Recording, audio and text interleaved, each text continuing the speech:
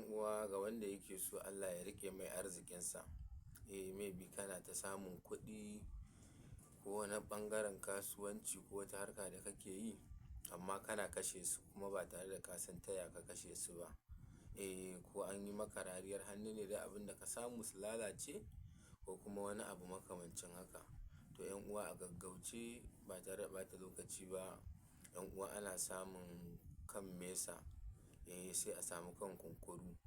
'Yan uwa ina rafa da ta kuɗi da take zuwa da takardar nan da kamar take yanzu naga kyauro aka fiye sawa. To 'yan uwa wannan takardar ta rafa da ake naɗe kuɗi da shi. To 'yan uwa a samu guda 30. In Allah yadda 'yan uwa in aka samu guda 30 ɗin nan bayan ka dake wannan kan mesa da aka samu da kan kunkuru, to 'yan uwa sai ka zo ita kuma ka ƙona wannan takardar ka samu wani kwano haka na ƙarfe sai ka sa a jiki ka ƙona. Sai ka haɗa ka cakuɗa. 'Yan uwa sai a samu sabulu mai ɗan yawa sai a haɗe a cakuɗa a samu turare mai ƙamshin gaske a zuba. 'Yan uwa in Allah ya yadda aka yi wannan to za a ringa wanka da shi.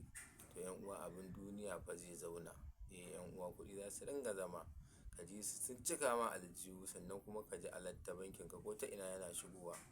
Dan in dai an samu dama an yi wannan sirrin to alfarman Manzon Allah sai dai su ƙaru ba za su ragu ba. In Allah ya yadda. Allah ya ba da iko.